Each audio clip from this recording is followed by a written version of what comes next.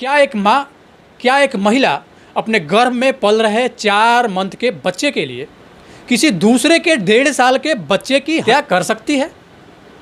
कि एक माँ, वो भी जो बच्चा अभी इस दुनिया में आया नहीं है, इस बात के लिए वो किसी दूसरे के बच्चे की हत्या कर देती है, और वो बच्चा महज 1.5 साल का होता है। मानवता को संसार करने वाली ये घटना उत्तर प्रदेश के अमरोहा जिले के आदमपुर प्रखंड के मलकपुर गांव की है। कैलाश और लीलावती की शादी बड़े ही धूमधाम से होती है। दोनों काफ़ी खुश होते हैं, और शादी के कुछ दिन बाद, एक समय अंतराल के बाद, एक बच्चे का उस घर में आगमन होता है। मतलब लीलावती एक बच्चे को जन्म देती है। बच्चा 10-15 दिन के बाद अचानक से वो बच्चा ख़त्म हो जाता है, उस बच्चे की मौत हो जाती है। और उस सदमे से बाहर निकलने के बाद फिर से वो लोग प्लानिंग करते हैं, और फिर से कुछ दिन के बाद एक और बच्चे का जन्म होता है। लेकिन संजोग से वो बच्चा भी मर जाता। फिर से एक समय अंतराल फिर आता है, और उस समय अंतराल के बाद एक बच्चे का जन्म तो हो जाता है, लेकिन वो बच्चा मृत पैदा लेता है। मतलब एक माँ बाप का 3 बच्चा बारी बारी से जन्म लेता है, और 2 बार बच्चा इस दुनिया में आके ख़त्म हो जाता है, और तीसरे बार वो गर्भ में ही ख़त्म होकर इस दुनिया में आता है। इस बात को जान के उसके घर वाले काफ़ी चिंतित थे। लोग जहाँ भी कहते हैं कि किसी वैद्य के पास जाइए, किसी मौलवी के पास जाइए, किसी मौलाना के पास जाइए, यहाँ पे पूजा पाठ कीजिए, वहाँ पे पूजा पाठ कीजिए, तमाम तरह के जितने भी उपाय होते हैं अपने आने वाले बच्चे के भविष्य के लिए, कि अब अगर ऐसा कुछ हो तो वो बच्चा कम से कम इस दुनिया में आ जाए, इस बात के लिए वो तमाम तरह के वो दोनों कैलाश और लीलावती दोनों उपाय करते हैं। इसी दौरान एक कोई शख्स होता है जो वो कहता है कि एक तांत्रिक है नसीम मियाँ के पास जो भी गया है वो उस परेशानी से तत्काल निकल गया है। इस बात को लेके ये दोनों थे, लीलावती और कैलाश, जान के कि जब हम वहाँ जाएंगे तो इस चीज़ का हमको सोल्यूशन मिल जाएगा। जैसे ही कैलाश जाता है नसीम मियाँ के पास, जो तांत्रिक होते हैं उसके पास जाता है, तो नसीम मियाँ कहता है एक उपाय है। उपाय ये है कि आपको एक बकरे की बलि देना होगा। कंडीशन ये है कि उस बकरे की बलि आपको घर में या किसी मंदिर में नहीं देना है, उस बकरे की बलि ले जाके एक जंगल में देना है। रात के 12 बजे उस बकरे की बलि उस जंगल में देना है। जो भी उसका ब्लड निकलेगा, उस ब्लड, उसके खून से आपके पत्नी को नहाना है। और ध्यान रहे, नहाने के बाद उसी कंडीशन में पास में ही गंगा जी जाके और फिर से दोबारा से नहा लेना है, और इसके बाद फिर वहाँ से आ जाना है। लेकिन एक जो सबसे बड़ी बात जो नसीम मियाँ बोलते हैं, जो तांत्रिक होते हैं, वो ये बोलते हैं कि इस दौरान जब आपकी पत्नी नहा रही होगी बकरे के ब्लड से, बकरे के खून से, आपकी पत्नी बिल्कुल निर्वस्त्र रहेगी, उसके शरीर पे एक भी कपड़ा नहीं होगा। और उसी कंडीशन में आपकी पत्नी वहाँ से रात के 12-1 बजे वहाँ से उस जंगल से वो गंगा जी की ओर जाएगी, और उस जंगल से गंगा जी के जाने के दौरान वो बिल्कुल निर्वस्त्र होगी, और इसके बाद फिर दोबारा गंगा जी के पानी से वो नहा के, मतलब गंगा में डुबकी लगा के वो फिर दोबारा आएगी। इसके बाद जो सारा दोष जो होगा ना वो ख़त्म हो जाएगा, और उसके बाद जो बच्चे जन्म लेंगे वो इस पृथ्वी पे आएंगे भी और इस दुनिया में रहेंगे भी। कैलाश अपने घर जाता है और जाके अपने पत्नी को सारी बात बताता है।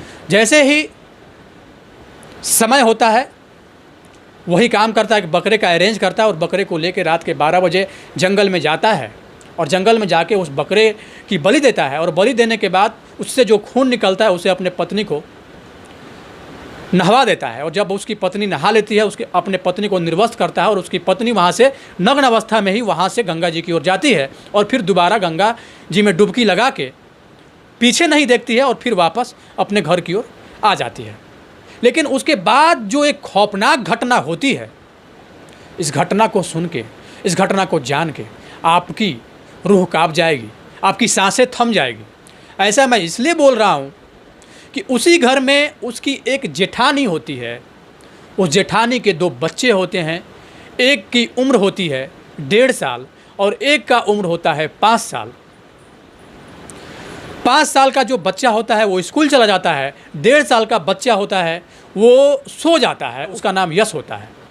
जब वो माँ देख लेती है कि चूँकि हमारा जो बड़ा वाला 5 साल का वो स्कूल चला गया, छोटा वाला सो ही गया और उसके जो पति होते हैं वो पास के ही हसनपुर बाज़ार किसी काम को लेके, वहाँ से हसनपुर बाज़ार की दूरी 20 किलोमीटर है, वो वहाँ से चले जाते हैं ये कह के कि हम कुछ काम है, वहाँ से फिर वापस लौटते हैं। उसका डेली का ये काम होता है पशुओं के लिए चारा लाना। उस दिन भी वो जैसे ही बच्चा सोया उसके बाद वो चारा लाने के लिए चली गई, क्योंकि बगल में ही चारा लाना होता था। इस बीच जब उसकी माँ वापस लौट के आती है, जैसे ही वो आती है और देखती है कि महज 1.5 साल के उम्र का वो जो यश है वो नहीं है, तो बड़ा चिंता में हो जाती है कि आखिर मेरा बेटा गया कहाँ। एक तो बेटा स्कूल गया है और बाकी ये कहाँ चला गया। क्योंकि हम 5 से 10 मिनट में वापस लौट के आने वाले थे, तब तक मेरा बेटा सोया हुआ था। हमको पता था कि एक निश्चित समय के बाद वो जगेगा, लेकिन उसके पहले ही वो आती है। जब वो आती है बहुत कम समय में पशु के लिए चारा लेके आती है, और जब वो आती है तो देखती है कि जो बच्चा कुछ देर पहले सो रहा था वो बच्चा है ही नहीं। बड़ा टेंशन में हो जाती है कि वो बच्चा आखिर गया तो गया कहाँ। वो अगल बगल के घर में जाती है, पहुंचती है, दरवाज़ा खटखटाती है और पूछती है कि आपने यश को देखा है क्या। छोटा सा बच्चा जो अभी ठीक से चल भी नहीं पाता है, आखिर उस बच्चे की किसी से क्या दुश्मनी हो सकती है भाई। इस बात को सोच सोच के वो काफ़ी ज़्यादा टेंशन में हो जाती है।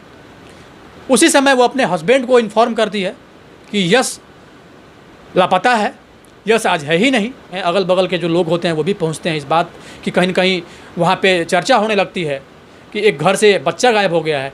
कुछ लोग जो पहुँचते हैं वो ये सोचते हैं कि कहीं जंगल पास में है, कोई जानवर आके तो बच्चे को उठा के लेके नहीं चला गया। तमाम तरह के जो बात होते हैं सब लोग अपनी अपनी वहाँ पे रखते हैं। काफ़ी खोजबीन करने के बाद भी क्या नहीं मिलता है। इस बात की सूचना अपने नज़दीकी पुलिस स्टेशन में देते हैं। थाने के SHO आते हैं, उनकी पूरी टीम आती है। बस खोजबीन वहाँ पे प्रारंभ होता है। उसके बाद एक शख्स उसी समय एक कुत्ते को पीछा करते हुए उधर से आता है। उस कुत्ते के मुंह में एक टांग था। उस टांग को देख के उस शख्स को समझते हुए देर नहीं लगती है कि आखिर क्या हुआ होगा। उस टांग को लेके दौड़ता जाता है। उसके पीछे पीछे वो शख्स दौड़ रहा है। उस शख्स के पीछे 2, 4, 5, 10 लोग और हो जाते हैं। और कहीं ना कहीं कुछ दूर दौड़ाने के बाद उस बच्चे का जो टांग अपने मुंह में लेके जा रहा था, उस टांग को वो अपने मुंह से छोड़ देता है। उस टांग को लाया जाता है। फॉरेंसिक टीम भी आती है। पुलिस का इन्वेस्टिगेशन होता है। और पुलिस के आने के बाद जब पुलिस इस पूरे घटनाक्रम पे अपना इन्वेस्टिगेशन करती है, खोजबीन करती है, तो खोजबीन करने के दौरान जब पुलिस की टीम उस जंगल में पहुंचती है तो जंगल में देखती है कि एक बच्चे का न सिर्फ बॉडी पड़ा हुआ है, बल्कि उस बॉडी को, यश कुमार के शरीर को 7 टुकड़े में काट भी गया है। अब सोच लीजिए कि वो कितना खौफनाक और दर्दनाक मंजर रहा होगा। जो भी लोग इस चीज़ को देखे होंगे क्या सोचे होंगे। सब लोग तमाम तरह की बात कर रहे थे। तो जो लोग संभावनाएं जता रहे थे कि कोई जंगली जानवर उठा के ले गया होगा, वो संभावनाएं अब कहीं ना कहीं ख़त्म हो जाती हैं वहाँ से, और ये चीज़ क्लियर हो जाता है। बड़े ही बेरहम तरीके से जंगल में मार दिया गया है। इस बात की परिकल्पना मात्र से ही एक आम इंसान तो कहीं ना कहीं सिहर जाएगा, उसकी अंतरात्मा कांप जाएगी। लेकिन सब लोग इस घटना को लेकर इस बात की चर्चा कर रहे होते हैं कि आखिर इस छोटे से बच्चे की किसी से क्या दुश्मनी हो सकती है। उसकी माँ रोने लगती है, उसके घर वाले सब के सब रोने लगते हैं। मतलब वो गांव ही एक तरह से, गांव के सारे लोग इस बात को लेके हतप्रभ रह जाते हैं कि आखिर ये घटना हुआ तो हुआ कैसे। आखिर इस छोटे से बच्चे से किसी की क्या दुश्मनी हो सकती है, माँ जिसकी उम्र 1.5 साल रही हो। उसकी माँ रोती है और बोलती है कि अगर मुझे पता होता ये होगा तो मैं पशु के लिए चारा लाने बाहर जाती ही नहीं, और मैं तब तक वहाँ पे बैठती जब तक उसके पापा नहीं आ जाते। मैं अकेले छोड़ के उस बच्चे को जाती ही नहीं। ये सोच के वो रोती है और कहती है। अचानक से सब लोग वहाँ पे पहुँचे हुए होते हैं, लेकिन उसकी जो चाची लीलावती होती है वो कहीं ना कहीं दूर रहती है इस पूरे घटनाक्रम से। उस बच्चे के जो फूफा होते हैं, फूफा के दिमाग में ये बात आ जाता है कि सब परिवार के लोग रो रहे हैं। सब लोग इस बात के लिए चिंतित हैं कि आखिर इस बच्चे के साथ जो हुआ, इस कृत्य के लिए पूरा गांव, पूरा समाज चिंतित है। और लीलावती कहाँ है ना, तो लीलावती अभी तक आई है, और न ही इस बात को लेके उसके चेहरे पे इस बात को लेके कोई भी परेशानी की लकीर भी दिख रही है कि उसके भतीजे के साथ ऐसा कुछ हुआ है। उसको थोड़ा सा उनके दिमाग में ये चीज़ आता है, और इस बात की गुप्त सूचना वो पुलिस को देते हैं कि मुझे डाउट है लीलावती इस पूरे घटनाक्रम में इन्वॉल्व है। मुझे ऐसा शक है, पुलिस को तो बस क्लू मिलना चाहिए। पुलिस लीलावती को वहाँ से उठाती है, और न सिर्फ लीलावती को उठाती है बल्कि उसके साथ साथ उसके हस्बैंड को भी उठाते हैं। उसके हस्बैंड जो कैलाश होते हैं, कहीं ना कहीं बहुत सरल स्वभाव के होते हैं। हालांकि सरल स्वभाव क्या कहें, जब इस पूरे घटनाक्रम में वो भी इन्वॉल्व हैं तो उनको हम सरल स्वभाव का क्या कहें। लेकिन कहा गया है ना कि जब इंसान किसी न किसी परिस्थिति में पड़ गया होता है तो वो हर कुछ कर देता है, और जब वो कर देता है उसके बाद उसको पता चलता है कि हमने कितने बड़े घटना को अंजाम दे दिया है।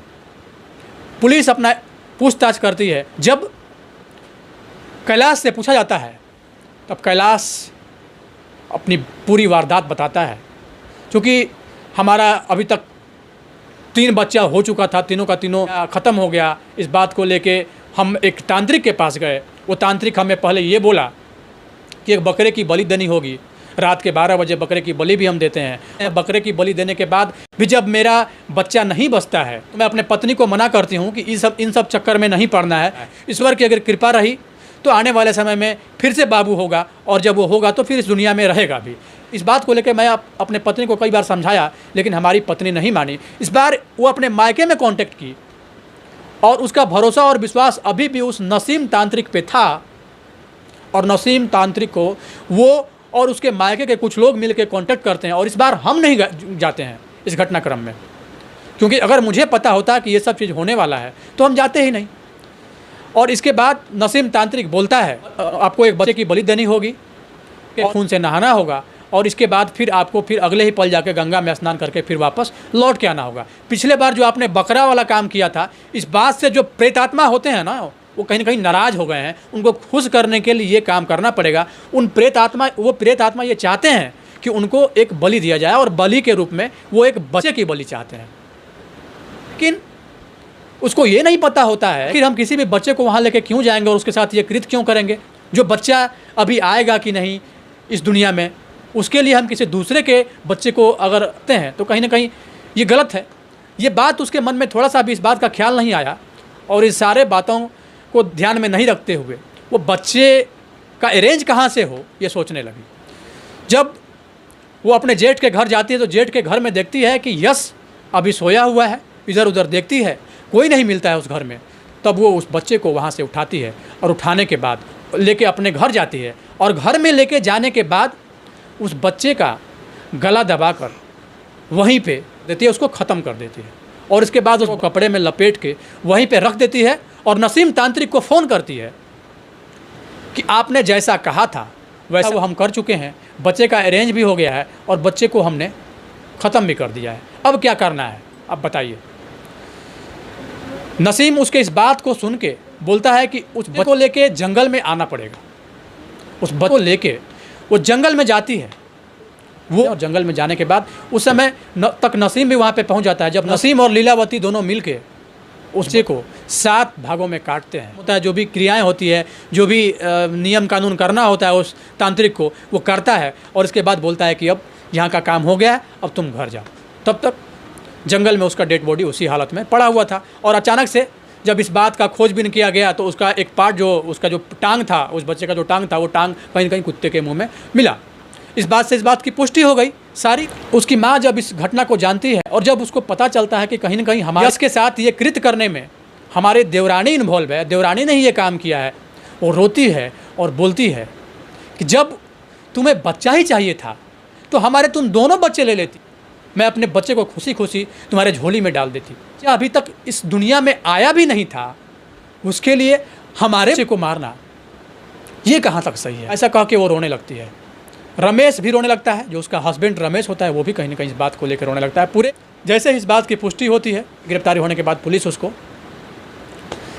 जेल भेज देती है। इस मामले से पूरा पर्दा उठता है। अब सवाल ये है कि लीलावती जिस तरह अपने गर्भ में पल रहे बच्चे के लिए किसी दूसरे के जीवित बच्चे को मृत कर देती है, इस बात को जान के, इस बात को सोच के, इस बात को एहसास करके भी एक आम इंसान के ऊपर इसका क्या प्रभाव पड़ेगा। एक माँ अपने बच्चे को छोड़ के कैसे बाहर जाएगी, किस पे भरोसा करेगी। इस बात का डर जब उसको उसके घर में ही सताएगा तो आखिर उस घर के बच्चे कैसे सुरक्षित रहेंगे, उस घर की माँ कैसे सुरक्षित रहेगी, उस घर का इंसान कैसे सुरक्षित रहेगा। जब एक इंसान को, माँ एक छोटे को अपने ही चाची से डर रहेगा तो फिर उस घर में सुरक्षित कौन रहेगा? सवाल ये उठता है। जिस तरह से लीलावती अपने गर्भ में पल रहे बच्चे को बचाने के लिए अपने ही जेठ के बच्चे को बुरी तरीके से मार दिया, एक घिनौना कृत्य किया, ये न सिर्फ शर्मनाक है बल्कि दर्दनाक भी है। वहाँ के जो लोग थे ये सोचने पे मजबूर हो गए कि आखिर एक महिला, आखिर एक माँ ये कृत्य कैसे कर सकती है। बाकी इस पूरे घटनाक्रम पे आप सबकी क्या राय है, अपनी राय कमेंट बॉक्स में ज़रूर दें। बहुत धन्यवाद, आप लोग जुड़े हुए थे जनतक न्यूज़ के साथ।